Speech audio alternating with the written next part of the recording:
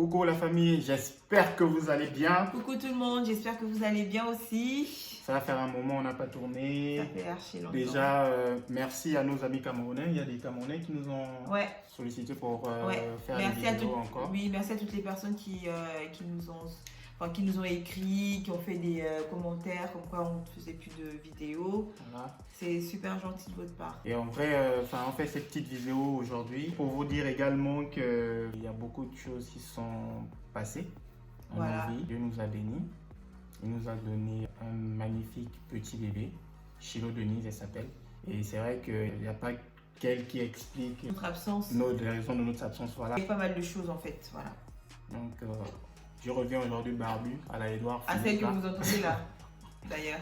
Ah, barbu à la Edouard Philippe. Ouais. Donc voilà, la petite choupine, celle qui égaye nos journées depuis qu'elle est née. Ouais. Et donc on est content, c'est du bon boulot. Hein.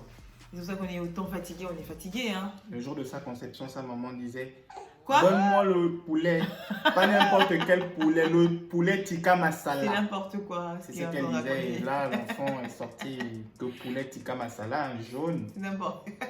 Maman. C'est n'importe quoi. Donc voilà, c'est notre petite fille et oui. on en est très content, très fiers. Oui, voilà, c'est ça. On voulait partager ce moment avec vous. C'est ça. Comme vous avez pu le voir dans le titre de la vidéo, on est parents. On est parents, voilà. On est responsables. Faites pas des gosses, hein. D'une jolie petite fille.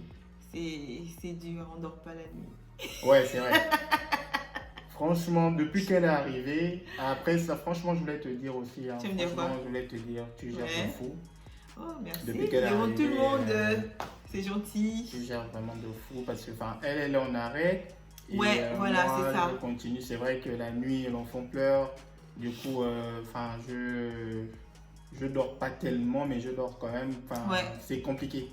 Oui, il faut savoir que on essaye de se relayer, mais c'est vrai que c'est elle qui assure le plus grand temps. Après, c'est juste le temps que je reprenne le boulot parce que il faut savoir que du coup, enceinte, on a droit à des congés maternité. Bon, je pense que toutes les personnes, toutes les mères qui auront cette vidéo, elles le savent, et même les pères d'ailleurs.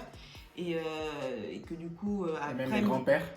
À la fin de ces congés maternité, moi je reprendrai donc le travail. Et ce qui est bien, c'est que du coup, il y a aussi les congés paternité.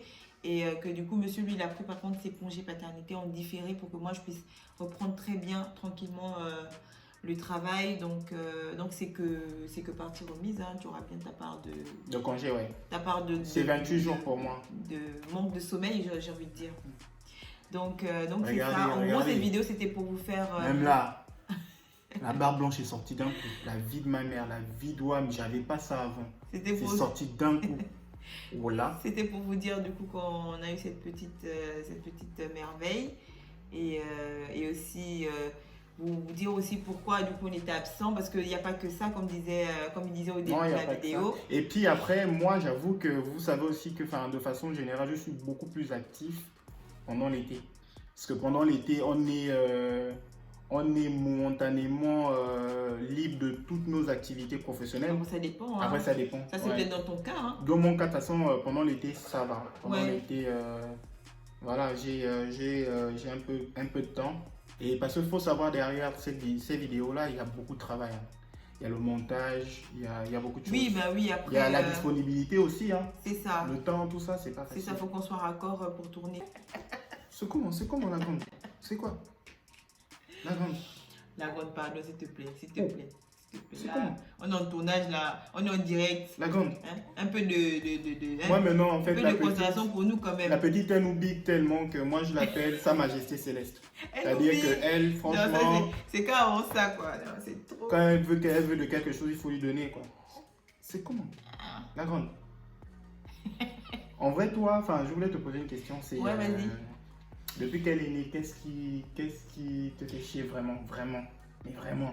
Quand tu dors la nuit et que tu viens pas m'aider. Ah, d'accord.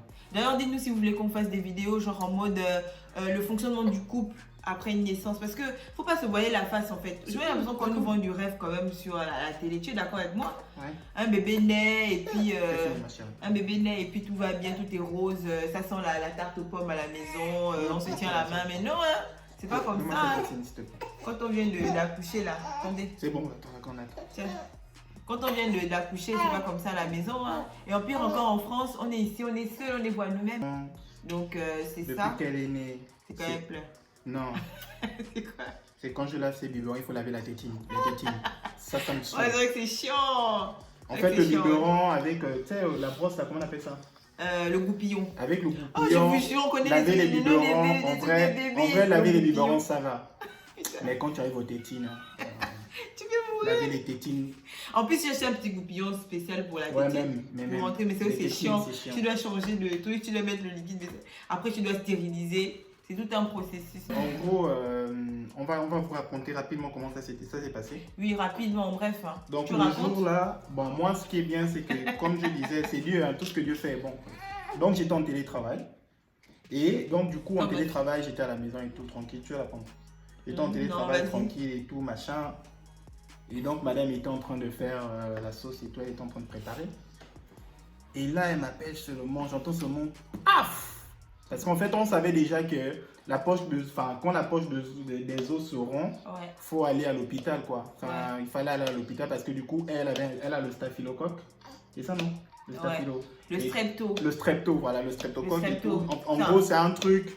C'est quoi? C'est pas grave, hein, c'est pas tout trop grave. C'est genre, c'est un truc que quand tu as ça, déjà le strepto, c'est une bactérie normalement qui est logée dans la bouche, la sphère buccale, mais qui va descendre au niveau de l'appareil génital féminin et qui va se loger là-bas et ça va rien te faire, ça te cause rien du tout. En gros, mais si genre tu perds les os, il faut courir à l'hôpital. Voilà, en gros, c'est ce que je voulais, c'est là où je voulais arriver. En gros, quand tu as ça, en gros, enfin les femmes enceintes qui ont ça et tout, quand la poche des os se rompt, il faut rapidos aller à l'hôpital. Ouais. Et du coup, j'entends ce... Et en fait, pour moi, la poche des os, c'est un mystère. Hein. Vraiment, Dieu c'est autre chose, quoi. Pour moi, genre, quand la poche des os se perçait, c'était genre le robinet. Mais non. Bah, si, c'est Non, sur le coup.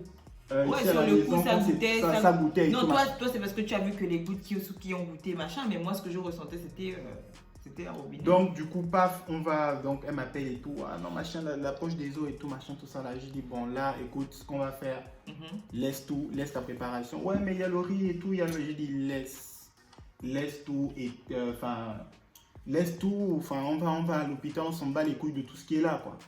Du coup, voilà comment, on a fait toutes les affaires, mais heureusement, et là, elle avait été très prévoyante, elle avait déjà préparé sa valise et la valise de la petite. Moi, elle me disait des semaines à l'avance, ouais, ben, choisis tes tenues que tu vas emmener à l'hôpital et tout. Mais en gros, moi, ce que j'ai fait le compte, parce que je disais toujours que j'avais le temps. Elle a fait les affaires et tout, j'ai dit non, laisse. On a pris la voiture, on est parti. Et du coup, à l'hôpital, là-bas, on arrive, la dame nous dit, ouais, ben, attendez en salle d'attente de quoi là? Prénatal, je pense. Ouais. En prénatal, un truc comme ça en tout cas. Et on va vérifier si le liquide, c'est vraiment le liquide amniotique, les petits trucs que les infirmières font et tout. Et du coup, elle a vérifié, c'était bien ça. Après, elle a dit non, c'est l'heure, il faut déjà aller en salle d'accouchement et tout. Ouais. Pour attendre. En tout cas, ça a été vite quand même. Les contractions et tout. En gros, moi, je laisse madame parce que, comme je vous disais tout à l'heure, je suis reparti à la maison parce que ma valise n'avait pas été faite là. Les hommes. Donc, je reviens, il y avait le bazar à la maison, j'ai arrangé rapidement le bazar et tout. Et à un moment donné, elle m'envoie les messages et tout. Ce qui m'avait énervé en vrai, c'est que on avait, justement, je suis revenu pas seulement pour les affaires, pas seulement pour c'était pas seulement pour ma valise. C'est qu'il y avait la poussette de l'enfant qu'on avait acheté mais qui n'avait pas encore été montée et tout. Il y a un bon nombre de choses. Mais c'est ça en fait. Et à l'hôpital, tu ne peux pas sortir de l'hôpital en fait si tu n'as pas de poussette, si tu n'as pas comment on appelle, la poussette et comment on appelle ça? La coque-auto. La coque-auto, voilà, la coque-auto et tout. Et donc quand je suis revenu, pour moi je revenais juste genre vite fait pour même pas une heure. Et je repartais, mais quand je suis revenu, j'ai été buté à cette réalité-là. Maintenant, il fallait monter la poussette, je ne savais pas comment la monter. J'ai cherché des tutos. Le jour de l'accouchement de sa fille, il rentre à la maison, il monte la poussette. J'ai cherché des tutos. Au lieu de prendre son sac et de revenir à la maternité. C'était compliqué en tout cas, et ça commençait à m'énerver et tout. Et là, je reçois le message fatal, il faut que tu viennes. Parce que j'ai accouché d'un peu. Ouais, c'était un truc du genre. Sa Majesté Céleste arrive. Et là, quand j'ai vu le message, là, j'ai paniqué. J'ai pris ce que j'avais à prendre. J'ai dit, allez, vas-y, Sa Majesté Céleste ne peut pas venir au monde. Mais le gars arrive frais. Hein. Il arrive. Non. Ouais, c'est vrai que je m'étais Le gars arrive, il s'est douché, il s'est habillé, il a changé les habits. Mais tu ne peux pas venir il sentait le parfum. Tu Pendant ne que moi, peux j'étais en pas train de... Les venir- contractions avaient accéléré à l'hôpital. Tu ne peux pas venir accueillir Sa Majesté Céleste si tu n'es pas prêt. Et donc voilà comment l'accouchement, franchement, encore Sartek à toi. Sartek. Oh là là, Sartek, oh là là. parce que franchement, Merci. elle a géré de ouf. Même les sages-femmes disaient que, oh, Poussez, maman, poussez. on dirait que tu as fait ça toute ta vie. La femme m'a dit Et ça oui, que, ça. oh, c'est Oh, comment c'est la tu première fois pousses que bien tu comme pousses, ça. oui. On dirait que tu as fait ça toute ta vie. Moi, j'étais seulement là, admiratif et tout. J'avoue que j'avais des appréhensions. Je me disais que je devais être prêt, mais j'ai été bonhomme, j'ai assumé. Ouais, Demandez-lui. Non, il a été cool, hein, franchement. Et puis en plus, il m'a soutenu. La sage-femme me demande même, en mode, est-ce que tu veux couper le cordon? J'ai dit, mais j'assume ça. Je voulais même couper les dents. Mais elle m'a dit non, pas les dents. Non, il m'a soutenu pendant la poussée et tout. Il m'a dit, vas-y, encore et tout. Il y avait les sages-femmes et tout, vraiment gentils. Qui m'ont encouragé. Vraiment, ça s'est bien passé. On a fait un très très beau séjour à l'hôpital avec de sages-femmes magnifiques. Ouais, très gentil. Et du coup, après, on est sorti de l'hôpital. Ça c'est bien. On avait des appréhensions, des jeunes parents et tout. On disait comment on va gérer. Parce qu'à l'hôpital, quand il y a un petit truc, tu appuies sur le bouton, la sage-femme est là en 2-2. Mais là, on se disait, voilà.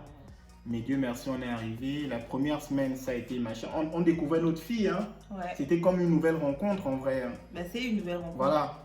On la découvrait. On connaissait plus ou moins. C'est par exemple que quand maman pleure, ouais. On sait qu'elle a besoin de ça. Ouais. On sait qu'elle veut ça. Et la spécialité. Ouais. Vas-y. Non, je veux dire, et ça continue même encore jusqu'à aujourd'hui. Hein. Voilà. Vraiment, c'est une découverte à vie. Hein. C'est un CDI, comme disait ma tante, qui était passée nous voir ici à la maison. Ouais. Elle a appris perpète là. On a appris perpète. Voilà. Et en fait, ce qui est bien avec elle, par exemple, maman Sartek, c'est qu'à chaque fois qu'elle pleure, c'est toujours pour quelle bonne raison. Elle pleure pour quelque chose. Si elle pleure, c'est qu'elle veut qu'on change sa couche. Si elle pleure, c'est qu'elle a faim.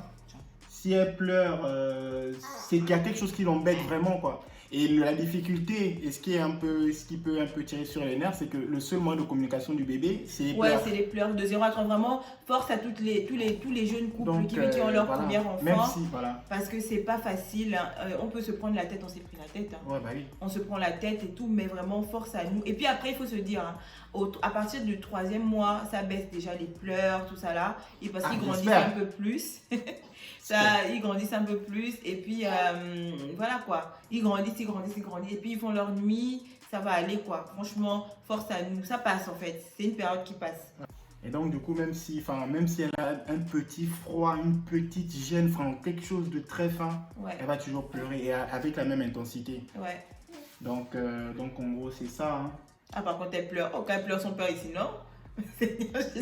On dirait que c'est de ma faute. Non mais parce que ça stresse. Ça stresse de fou. Les papas, dites-moi un peu si vous c'est pareil, si les papas, parce que moi je pense que c'est pareil, parce que j'ai regardé plein de vidéos YouTube et tout, et puis les papas en général ils sont en mode, ils stressent beaucoup quoi, genre quand le bébé pleure et tout, ils sont vraiment nerveux. Nous on essaie de gérer et tout machin, mais eux vraiment ils n'y arrivent pas quoi, vraiment ça. Et quand elle pleure, franchement elle pleure comme le téléphone, c'était surtout vers 3h. Le téléphone qui fait gring, ça pique. Non, c'est abusé, c'est abusé. Non, franchement, c'est pas facile. C'est pas facile, hein, franchement. Et c'est ce que nous, on voulait vous véhiculer aussi comme message. Parce que moi, comme je disais tout à l'heure encore, on nous vend du rêve. En fait, j'ai l'impression que tout va bien, tout est beau, tout est rose. Alors qu'il y a une réalité qui est là, quoi. Un enfant, déjà c'est un enfant qui sort de toi en tant que femme. C'est un bouleversement total. Après, pour le papa, c'est aussi un bouleversement. Parce que les papas, ils ne vivent pas la grossesse comme nous.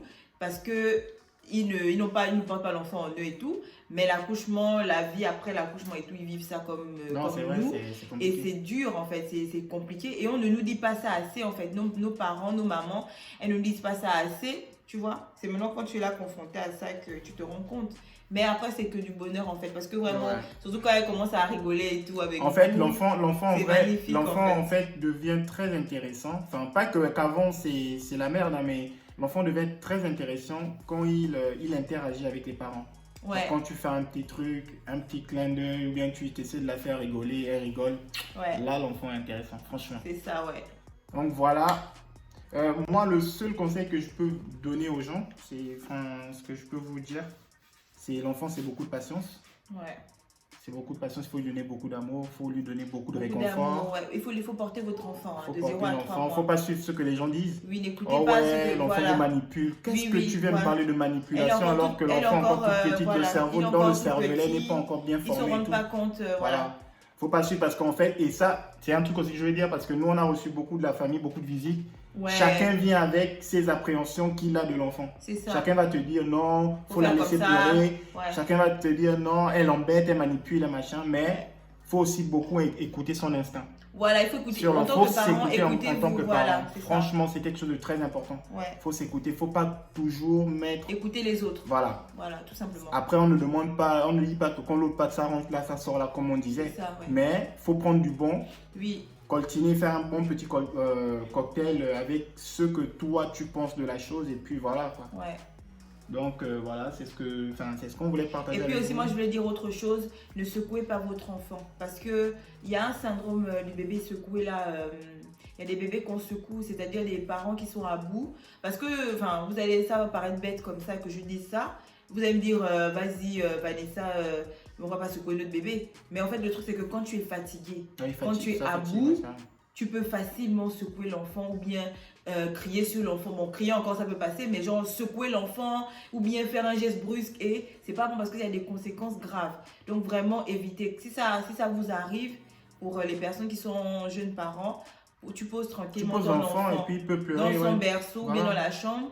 Tu pars t'asseoir dans une autre pièce, le temps de que tu te calmes. Donc vraiment, ne secouez pas les bébés, soyez patients. Soyez patients et puis surtout beaucoup de courage. Et beaucoup d'amour. Beaucoup de courage aux parents. C'est pas facile, mais bon, ça va. C'est ça. Ça va, c'est que du bonheur. Donc voilà, merci d'avoir regardé la vidéo. Merci d'avoir regardé la vidéo encore une fois. Encore une fois. On ne vous promet pas de revenir souvent parce que là, ça fait combien de mois? Parce que là, vous êtes maintenant au courant, c'est vrai. Non, ça fait quand même un moment, ça fait 9 mois, je sais pas, un truc comme ça. Ça fait du temps. Ça fait un peu plus. Bah ouais. C'était déjà nous, on avait disparu. Donc, merci d'avoir regardé la vidéo. N'oubliez pas, abonnez-vous, likez, partagez. Faites au mieux, quoi. Ouais. Et puis, franchement, on va essayer de filmer, de faire des vidéos. Peut-être, on va faire des vidéos face cam. Et puis, dites-nous aussi le genre de vidéos que vous voulez pour les vidéos face cam. Et puis, on va essayer de faire des vlogs aussi.